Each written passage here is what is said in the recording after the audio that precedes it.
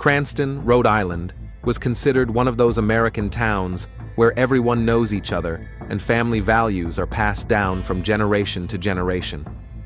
It was here, on quiet Oak Street, in a neat two-story house with a perfectly manicured lawn, that David and Laura Keller lived. The Kellers were role models for many in the First Baptist Church of Cranston community. David, a 38-year-old information security specialist at a local IT company, was known for his reliability and methodical approach to everything he did. Slim, with a short haircut and always neatly dressed, he preferred to speak little, but to the point.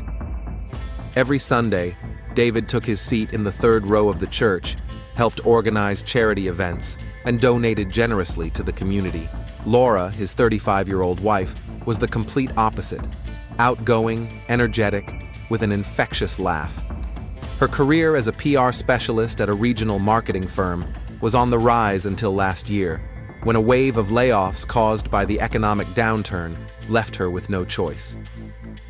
"The last to come in are the first to go," her boss explained as he handed her the termination notice. "We've been together for 15 years. We'll get through this," David said confidently at a family dinner with friends, hugging his wife. Laura smiled, but her gaze lingered for a moment on something distant, invisible to those around her. She nodded and agreed, as if repeating a role she had memorized.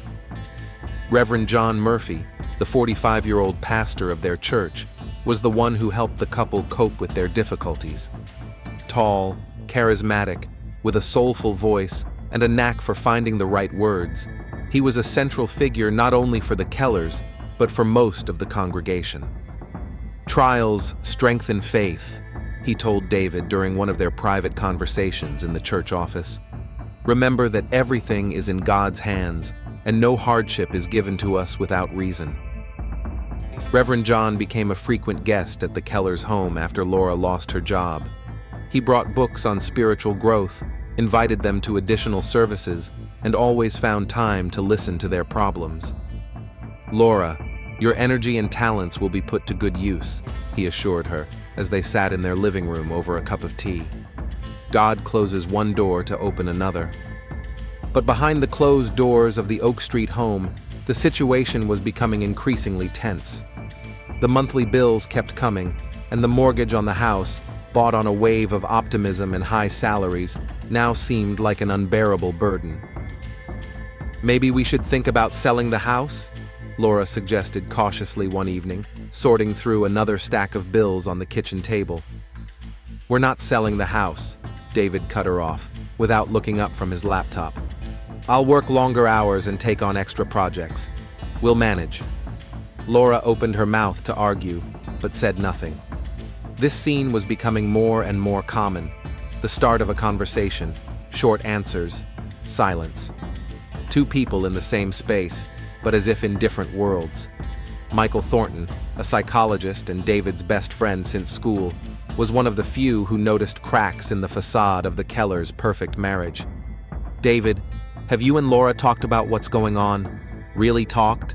he asked during their traditional Friday get-togethers at the local bar. "What is there to talk about? These are just temporary difficulties, Mike.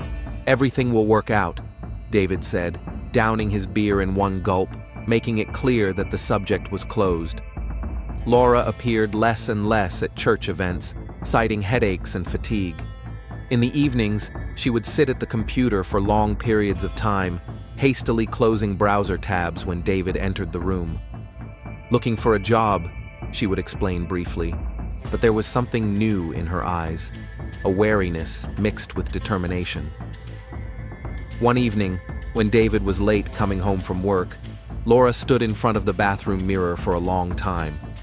She studied her face, as if trying to find answers to unspoken questions. Then she took out her phone and dialed a number that was saved without a name. "Yes, it's me," she said in a quiet but confident voice. "I've thought it over. I agree." Hanging up the phone, Laura took a deep breath. The decision had been made. There seemed to be no turning back now. The luxurious room at the Crescent Garden Hotel on the outskirts of Cranston did not match the modest lifestyle that Laura Keller led in the eyes of the community. She scrutinized the room, checking every detail: the fresh flowers in the vase, the chilled champagne, the ironed sheets. This was her 5th client in a month, and Diana's reputation in the closed community of premium escort services was beginning to bring in a steady income. 30 minutes until the meeting, Laura muttered, checking the time on the phone she used exclusively for her secret work. She took a makeup bag out of her purse and began applying makeup, brighter and bolder than the look she wore to Sunday services. When she was done, she critically examined her reflection. An elegant black dress, expensive jewelry, a confident gaze. There was no trace left of the modest wife of a respected member of the church community. Her phone vibrated, signaling the arrival of a client. Laura took a deep breath, repeating her familiar mantra to herself. It's just a job, a temporary measure, for the sake of our future. There was a knock at the door. Laura smoothed her hair and went to open it with a professional smile on her face. The door swung open and the smile froze on her lips. Standing before her was Reverend John Murphy, looking as stunned as she felt. "Laura?" His voice was barely audible, and his face had turned pale. "Reverend John, The words stuck in her throat. For a few seconds, they stood frozen, unable to take their eyes off each other. Then Laura mechanically stepped aside, letting him into the room. The door closed, cutting them off from the outside world. "What are you doing here?" he asked, though the answer was obvious. "I could ask you the same question, Reverend," Laura replied, trying to collect her thoughts. John sank down on the edge of the bed, his shoulders slumped. "I didn't know it would be you. We're looking for company?" Laura finished for him, gradually regaining her composure. "Like many other men. Does David know?" "Of course not," Laura shook her head. "No one knows, just like no one knows about your visits to hotels." A heavy silence fell. Two people who knew each other in a completely different context were now bound by a secret that could destroy their reputations and positions in society. "We need to talk about this," John finally said. The conversation lasted 2 hours. They talked about Laura's financial difficulties, the pressure John felt as the spiritual leader of the community, double standards, and the fear of condemnation. Not a single prayer was read, not a single quote from the Bible was quoted. "What now?" Laura asked when the conversation dried up. John looked at her for a long time before answering. "No one should know. Not about you, not about me." "You won't tell David? And you won't tell my congregation?" It was not a question, but a statement of fact. A silent agreement was reached. "But the meeting has already been paid for," John remarked awkwardly after a pause. Laura met his gaze and nodded slowly. "Yes, Reverend, it has been paid for." In the weeks that followed, Laura continued to lead her double life with even greater caution. She created a strict schedule when David was at work or busy with church matters. Diana received clients in different hotels in Cranston and neighboring towns, avoiding repeating the same locations. Reverend John became her regular client. Their meetings were a strange mixture of sin and confession, physical intimacy, and spiritual conversation. Each time after one of these meetings, Laura would return home with a growing sense of guilt, which she tried to drown out with thoughts of the financial stability she was providing for her family. The Kellers' bank account began to gradually fill up. Laura explained this away as remote PR consulting and one-off projects that she had supposedly found through old contacts. David, immersed in his work, accepted her explanations without question, glad that the financial pressure was beginning to ease. "Maybe we should take Michael and his new girlfriend to that restaurant on the waterfront," Laura suggested at dinner, trying to rekindle her former closeness with her husband.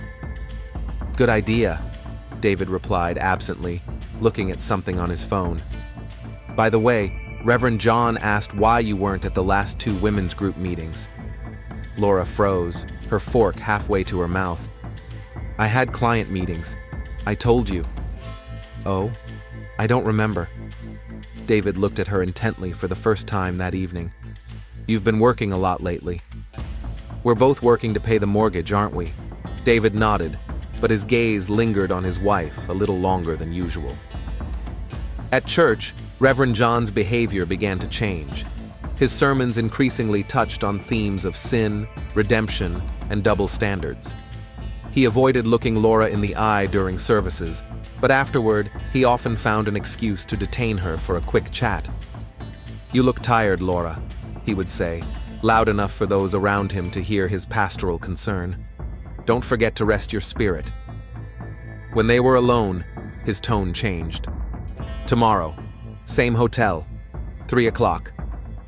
Laura nodded, feeling the flush of shame wash over her cheeks. David noticed these changes. He saw how John's preaching style changed, how Laura avoided long conversations with other parishioners, how she flinched at the sound of incoming messages on her phone. "I'm worried about Laura," he shared with Michael during their next meeting. "Something's going on, but I can't figure out what." Michael, studying his friend with a professional psychologist's eye, asked cautiously, "Have you tried asking her directly?" "I have. She says everything is fine, she's just tired from her new job." "And you don't believe her?" David was silent for a long time, twirling a glass in his hands. "I don't know. Sometimes I feel like I don't know her anymore." That same evening, returning home after another meeting with a client, Laura sat in her car in front of the house for a long time, unable to bring herself to go inside. She looked at the lit windows, behind which David was probably working on his computer or reading, and felt that the gap between them was growing every day. Her phone vibrated, a message from Reverend John. "I need to talk to you. It's important." Laura sighed, deleted the message, and finally got out of the car. As she entered the house, she forced herself to smile, putting on her usual mask of a devoted wife and member of the community. But inside, she had a growing feeling that this mask would soon crack. David Keller had always been a methodical man. At Creston Security Solutions, he was valued precisely for this trait, the ability to see patterns where others saw only chaos. His desk, with 2 monitors filled with code and diagrams, reflected the structured mind of its owner. It was late, and the office was empty. David was finishing his quarterly security audit of client systems when he decided to take a break and check the family budget, a ritual he performed at the end of each month, compiling tables of income and expenses. "Strange," he muttered as he looked through his bank statements. The last 2 months showed regular deposits from Consulting Media Group. Laura had mentioned that she had found a part-time job as a consultant, but something about these transactions made David frown. The amounts were significant and came in with perfect regularity, on Tuesdays and Thursdays, always $500. He opened a new tab and entered the company name in the search bar. The results were sparse: a primitive business card website with no specific information, a couple of mentions on forums, and an inactive social media profile. For a serious consulting firm, the digital footprint is too inconspicuous, David thought, his professional instincts signaling a discrepancy. The next day, returning home earlier than usual, David found the apartment empty. Laura had left a note saying she had a meeting with a client and would be back for dinner. David sat down at his home computer and began a more thorough investigation. He downloaded his bank statements for the last 3 months into a spreadsheet and applied the same analysis algorithms he used to identify potential security breaches. The pattern became even more obvious. The deposits always occurred a few hours after Laura reported business meetings. It could be a coincidence, he told himself, but years of working in cybersecurity had taught him not to believe in coincidences. David moved on to checking Laura's email using the password they had always shared with each other for emergencies. There was nothing suspicious in her email, but in her phone's contact list, which was synced with cloud storage, he noticed several numbers saved only with numerical designations. It was 5 o'clock in the evening, and David knew he didn't have much time before Laura returned. He decided to check the browser history on their home computer, which his wife sometimes used. Most of the visits were normal: news, recipes, social media. But among the deleted cookies, he found traces of visits to a site with the domain name elitecranston.vip.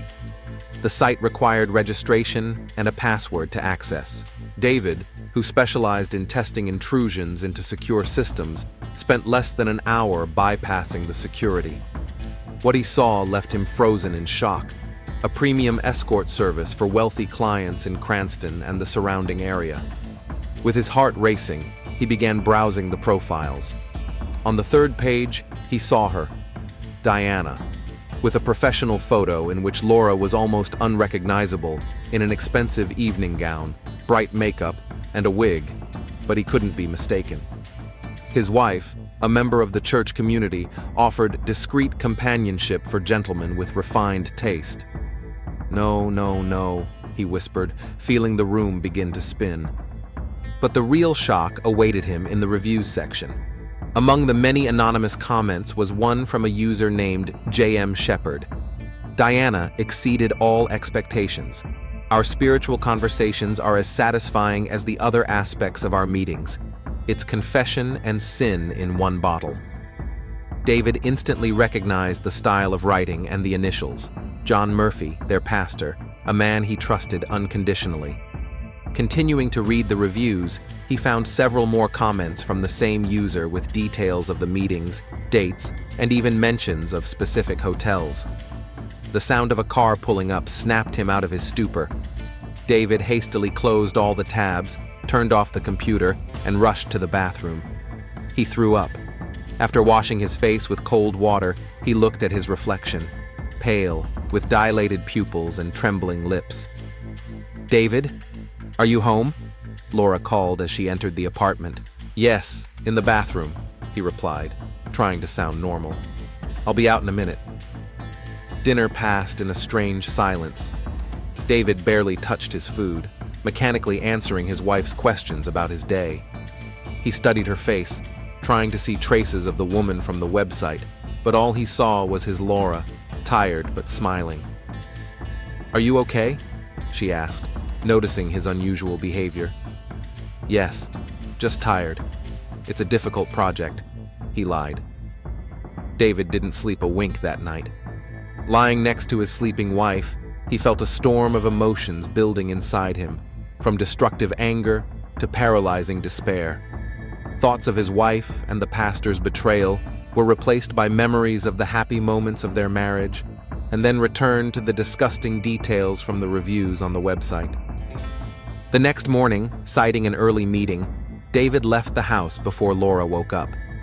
But instead of going to the office, he parked 2 blocks from their house and waited. When Laura drove away in her car, he followed her at a safe distance. Instead of heading to the business district, she drove to the outskirts of town and stopped near an inconspicuous office building. David wrote down the address, and after waiting for her to go inside, drove closer. The sign at the entrance read, "Consulting Media Group," the very company from which the payments had come. So she really does work for them, David thought, feeling a momentary sense of relief. But it didn't last long. Half an hour later, Laura left the building and headed for her car. She was dressed differently now, more elegantly and revealingly than when she left the house. Her next stop was the Marriott Hotel in a neighboring town.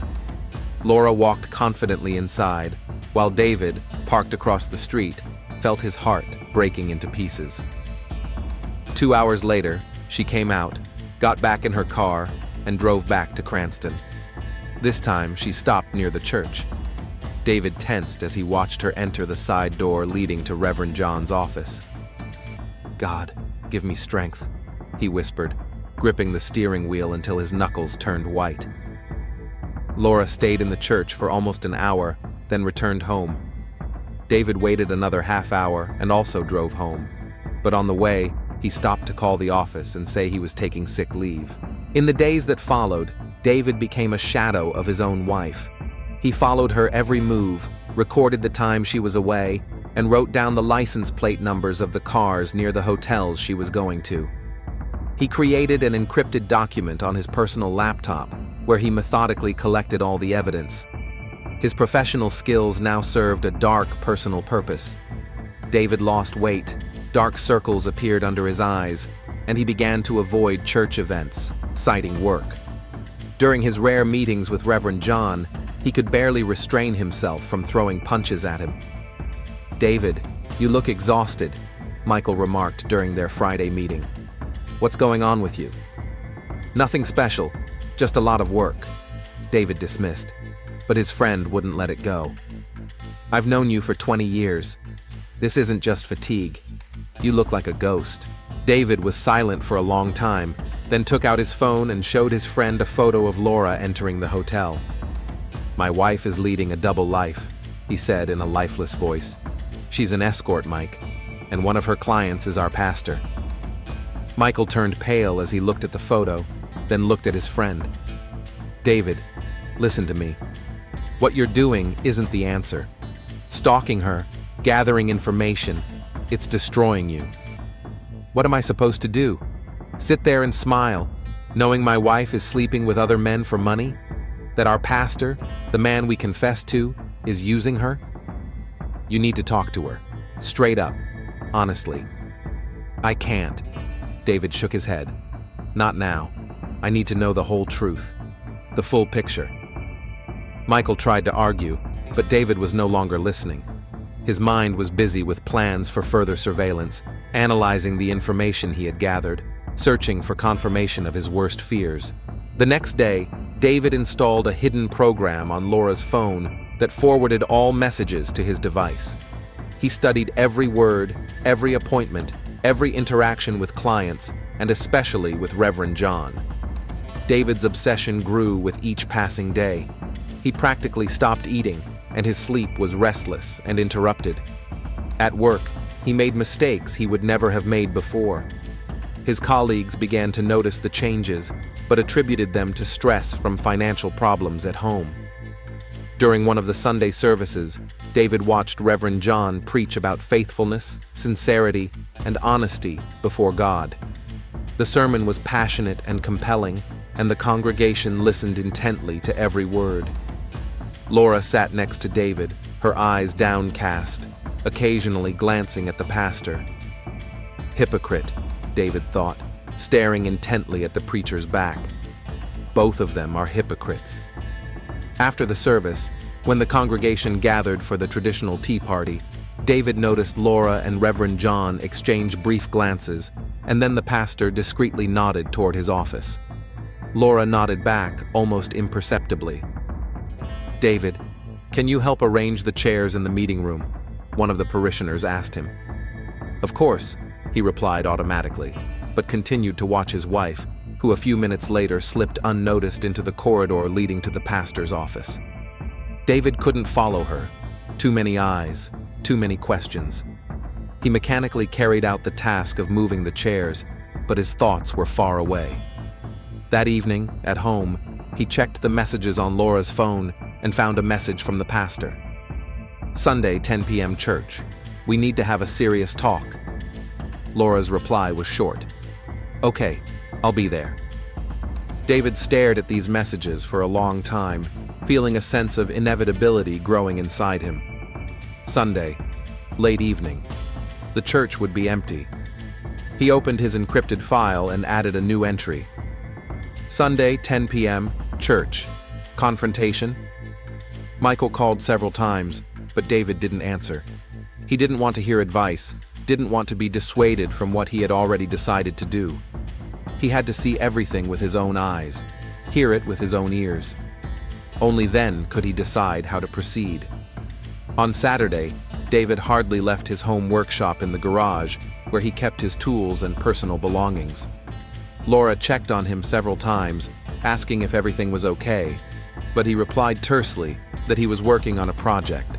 In fact, he sat staring at one spot, mentally playing out various scenarios for tomorrow evening.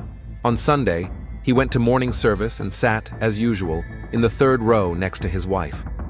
But his mind was clouded, and the sermon reached him in separate phrases, without forming a coherent message.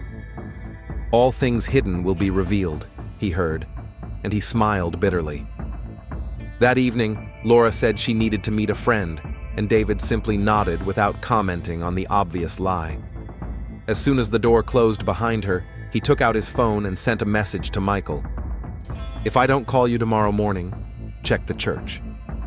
Then he got in his car and drove to the place where the meeting was to take place, a meeting he knew would change his life forever.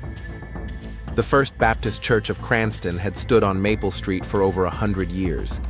Its white spire, visible from almost anywhere in the city, was a symbol of stability and spiritual refuge for many generations of townspeople. But on this Sunday, under the cover of night, the ancient walls of the church witnessed a tragedy that shook the entire community. The clock on the tower read 9:45 p.m. when Laura Keller parked her car in the empty church parking lot. She glanced around, checking to see if there were any familiar faces nearby, and quickly made her way to the side entrance that led directly to the pastor's office. The key that Reverend John had given her for urgent consultations turned easily in the lock. At 9:55 p.m., the Reverend himself arrived. His usually confident gait was noticeably stiff, his shoulders slumped, and his gaze darted restlessly around the area. He also used the side entrance and disappeared into the darkness of the church. At 10:05 p.m., a third car appeared in the parking lot. David Keller parked in the far corner, where he had a clear view of the entrance where his wife and the pastor had recently disappeared. He sat motionless, staring at the church building where the best moments of his life had taken place: his baptism, his wedding, Sunday services, prayers for the well-being and health of his loved ones. Now, this same church had become a place of betrayal and lies. Reverend John Murphy's office was dimly lit, with only a desk lamp illuminating the two people standing on either side of a massive oak table. "We have to stop this, Laura." The pastor's voice was quiet but firm. "What is happening between us is destroying me as a clergyman and as a man." "You set these rules yourself, John," Laura replied, folding her arms across her chest. "Just business, no emotions." "But I can't do this anymore. Every time I stand at the pulpit and preach about faithfulness, honesty, about how God sees all our actions, I feel like a hypocrite." Laura shook her head. "How do you think I feel? Sitting next to my husband every Sunday, pretending that everything is fine, that we are still the perfect family?" "That's exactly what I'm saying. We have to stop. Both of us. I'll stop my visits, and you have to quit this job and talk to David." Laura laughed, but there was no joy in her laughter. "And what am I going to tell him?" "Honey, for the last 3 months I've been working as an escort so we could pay the bills. And oh yes, one of my clients was our pastor." At that moment, the office door swung open and David appeared in the doorway. His face was pale, his eyes feverishly shining. He was holding a gun in his right hand. "No need to explain anything, Laura," he said in an unnaturally calm voice. "I already know everything." The next few minutes descended into chaos, with shouting, accusations, and pleas. Laura tried to explain that she had done it for the sake of their family, while Reverend John begged David to lower his weapon and listen to them. But the anger and pain that had been building up in David's soul for weeks burst out. 2 shots rang out, echoing through the empty church. At 11:10 p.m., the church custodian, hearing a suspicious noise, discovered the side door open and called the police. The first patrol arrived 7 minutes later. What they saw in Reverend John's office was the most sensational crime in Cranston's history. Laura Keller and Reverend John Murphy lay on the floor of the office with gunshot wounds. Both were dead. On the pastor's desk was a note written in neat handwriting. "God sees everything, but I couldn't." By midnight, the crime scene was cordoned off. The red and blue flashing lights of police cars illuminated the front of the church, and the first shocked parishioners, awakened by phone calls and reports of the tragedy, had already begun to gather at the fence. Detective Rebecca Chen arrived at the scene at 12:15 a.m. A short woman with a cropped haircut and an attentive gaze, she was known in the Cranston Police Department for her methodical approach and ability to solve the most complicated cases. This investigation promised to be the most difficult of her career. "What do we have?" she asked, approaching the officer in charge of the operation at the scene. Double homicide. Victims are Laura Keller, 35, and Reverend John Murphy, 45. Both shot in the chest, presumably with the same weapon. A note was found at the scene. Chen nodded, and putting on gloves and shoe covers, entered the office. She silently examined the bodies, noted the location of the bullet holes, and studied the note without touching it. Who found the bodies? The church custodian, Edward Simmons. He says he heard a noise, found the door open, and called us. Witnesses? Surveillance cameras? There are no cameras in the church. There is one on the street, belonging to the pharmacy across the street, but it faces their parking lot, not the church. We're checking the recordings, but without much hope. Detective Chen leaned over Laura's body, carefully examining her face, clothes, and hands. Then she moved on to the pastor's body. Interesting, she muttered. Look at the position of the bodies and the nature of the wounds. This doesn't look like a crime of passion or jealousy, more like an execution. Do you think it's a contract killing? The officer asked in surprise. I'm not thinking anything yet, Chen replied. I'm observing. Who is Laura Keller's husband? David Keller, 38 years old. He works as an information security specialist at Cranston Security Solutions. We're trying to contact him. He should be our first interview. Usually the husband is the first suspect in these cases. But the note is strange. It doesn't look like a confession or an explanation of the motive. Notes are often written to confuse the investigation, Detective Chen remarked. But it's definitely interesting. God sees everything, but I couldn't. Couldn't what? Forgive? Keep quiet? Move on? We have many options. At 2:30 a.m., Detective Chen was contacted by radio. David Keller has been found. He is at his home, in a state of shock. Paramedics are already with him. The Keller's house on Oak Street was filled with people when Detective Chen arrived. Paramedics were treating David, who was sitting on the living room couch with a vacant stare. Next to him was a man who introduced himself as Michael Thornton, a close friend of the family. Mr. Keller, Chen said, sitting down across from him. I'm sorry for your loss. I'm Detective Rebecca Chen, and I'm investigating your wife's death. David slowly looked up at her, as if he didn't understand who she was or what she wanted. Where were you tonight between 9 and 11? She asked. He was with me, Michael replied quickly. We met at the Last Mile bar around 9. David was upset about problems in his marriage, and I was trying to cheer him up. Detective Chen turned her gaze to Michael. And you were with him until what time? Until about 11. Then I drove him home because he wasn't in any condition to drive himself. Is his car here now? Yes, in the driveway. Michael pointed toward the window. Chen nodded and turned back to David. Mr. Keller, did you know your wife was going to meet with Reverend Murphy tonight? The question seemed to snap David out of his stupor. He shuddered and whispered, Is Laura dead? Is it true? Yes, Mr. Keller. I'm very sorry. David covered his face with his hands and began rocking back and forth. No, it can't be true. Detective, Michael interjected. I don't think this is the right time for questioning. As you can see, he's in shock. I understand, Chen nodded. But getting information early is critical in cases like this. Mr. Keller, were you aware of any problems your wife was having or any threats made against her? David continued to rock back and forth, muttering incoherently. Michael put his hand on his shoulder. Detective, he's really not in a condition to talk right now. Maybe in the morning? I'll stay with him and make sure he doesn't go anywhere. Rebecca Chen studied both men intently. Something about the situation seemed wrong to her, but she couldn't quite put her finger on it. All right, I'll be back in the morning. In the meantime, I'll leave Officer Johnson here to keep an eye on him. Standard procedure, she added, noticing Michael's tension. Back at the station, Detective Chen began organizing the information she had. On a large board, she began to construct a timeline of events, a list of potential suspects, and motives. David Keller, the victim's husband, a classic suspect.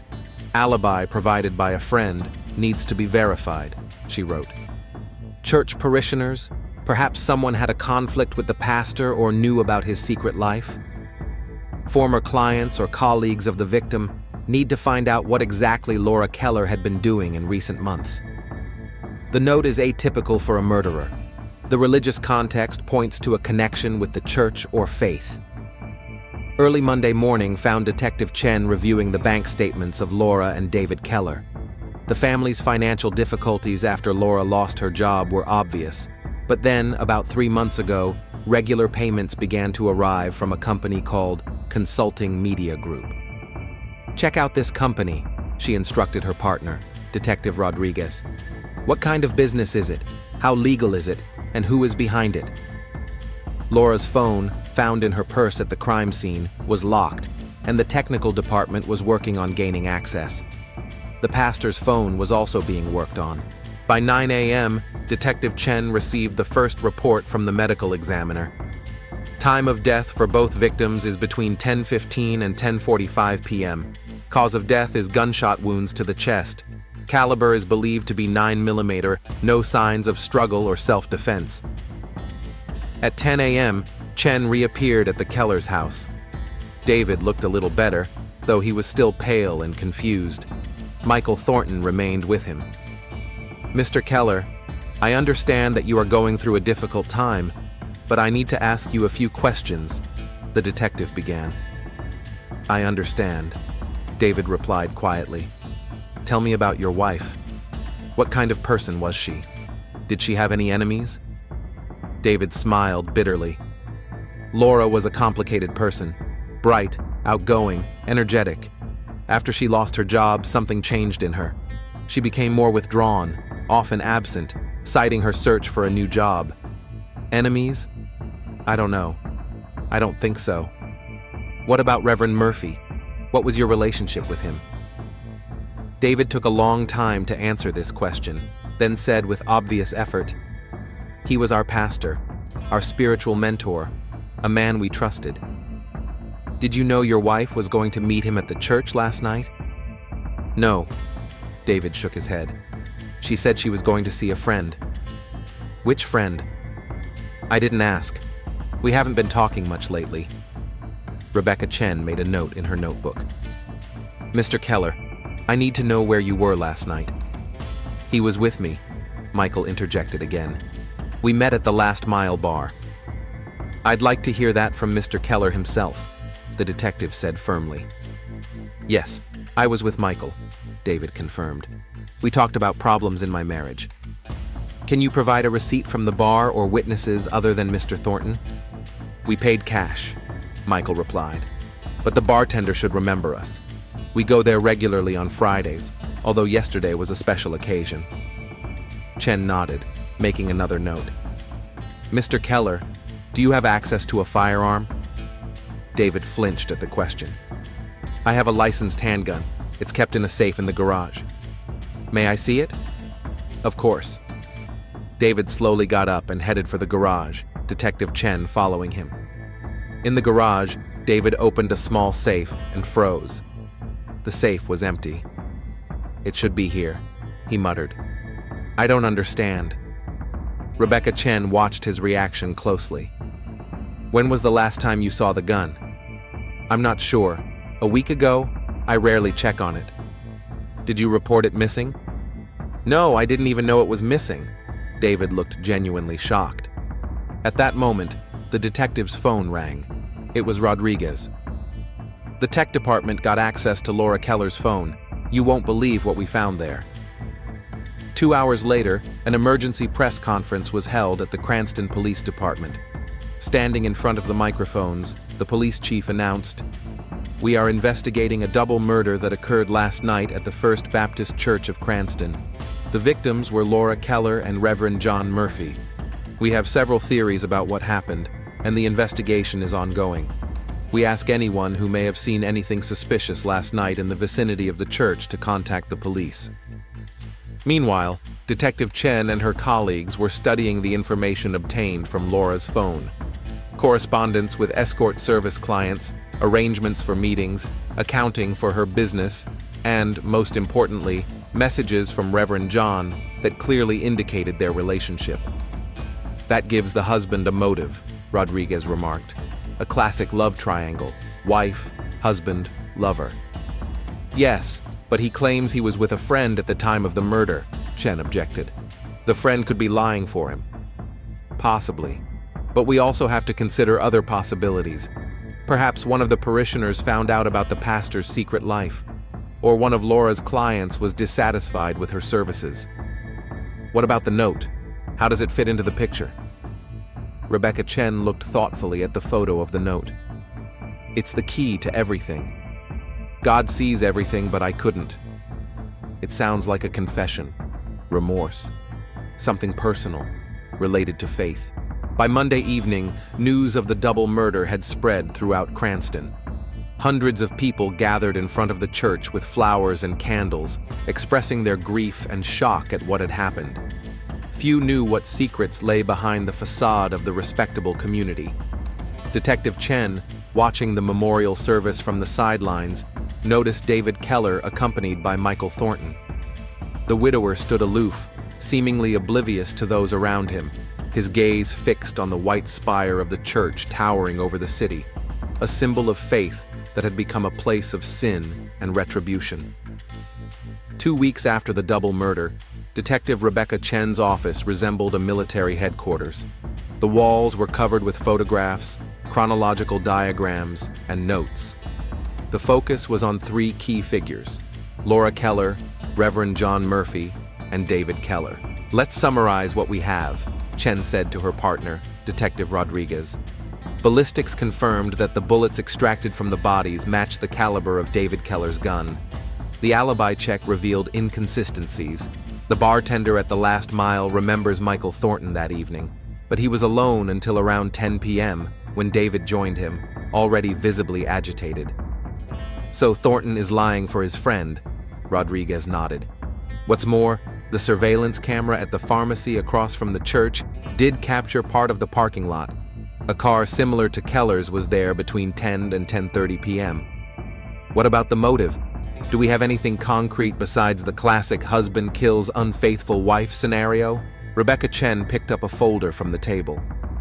The technical department recovered deleted files from David's computer. He kept a detailed diary of his investigations. Photos, screenshots of correspondence, even audio recordings of Laura's conversations. "We're dealing with a man who methodically collected evidence of infidelity while experiencing a deep emotional crisis." "Enough for an arrest warrant?" "More than enough. But I want to talk to Thornton first. Maybe he doesn't know the whole truth and really believes he's protecting an innocent friend." Michael Thornton looked exhausted when he entered the interrogation room at the Creston police station.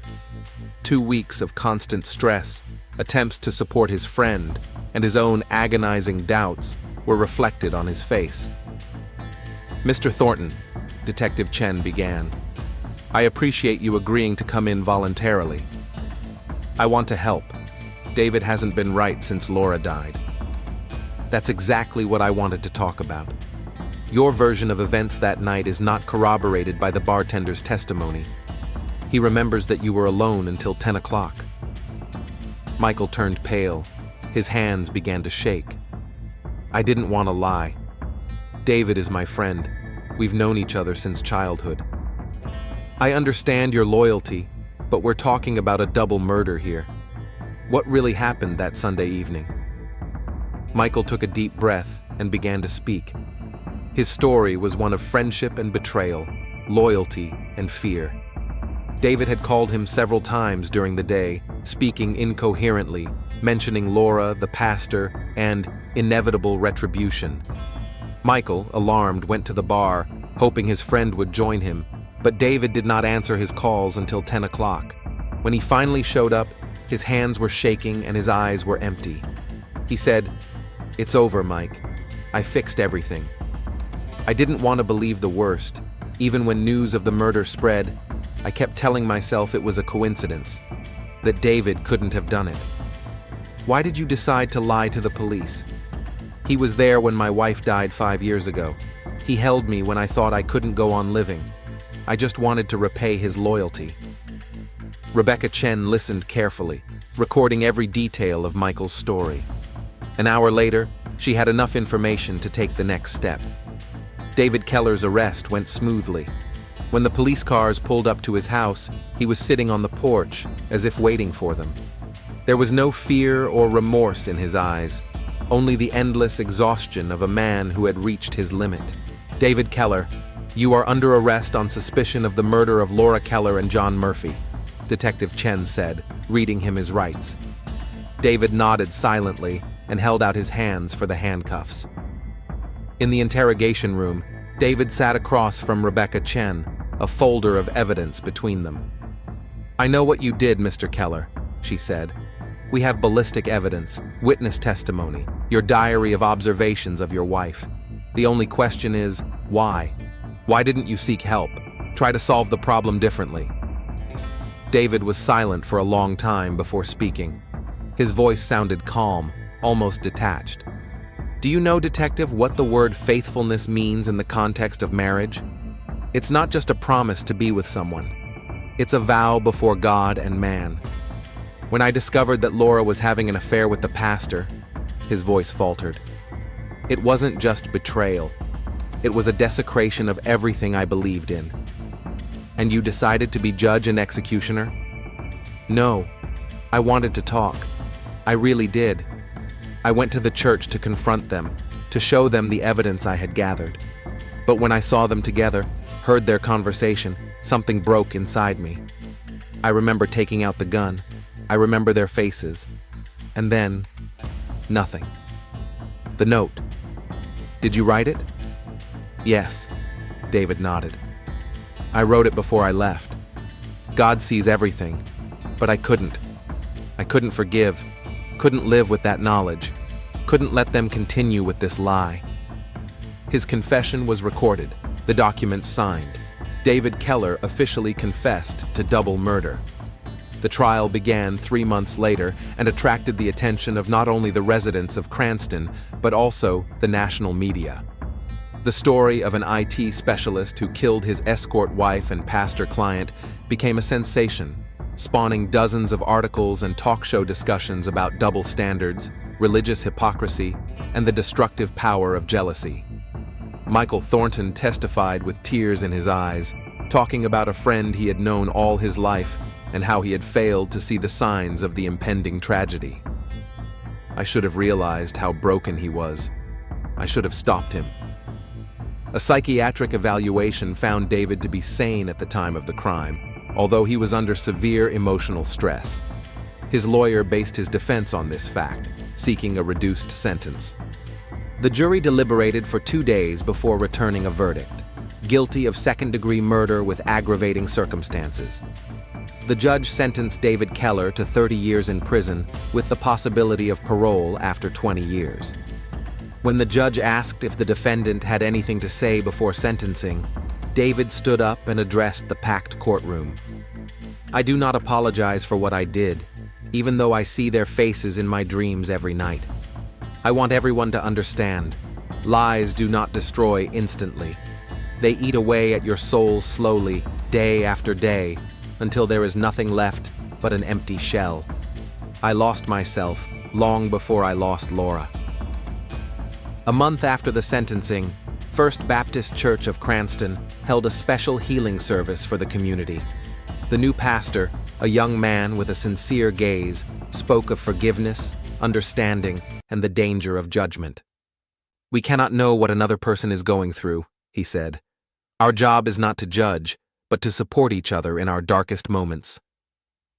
Michael Thornton sat in the back row, listening to the sermon. After the service, he visited the cemetery where Laura and Reverend John were buried, in different sections, but united in the townspeople's memory by one tragic story. Detective Rebecca Chen closed the Keller case, but she often returned to it in her mind.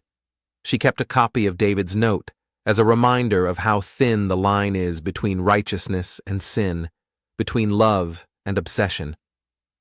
3 years later, she received a letter from the maximum security prison where David Keller was serving his sentence. The envelope contained only a small piece of paper with a quote from the Bible: "Judge not, that ye be not judged. The town of Cranston gradually recovered from the shock, although the story of the church murders, as they came to be known in the local press, remained in the collective memory as a reminder that the facade of prosperity can hide the darkest secrets, and that piety sometimes serves only as a mask to cover up human weaknesses.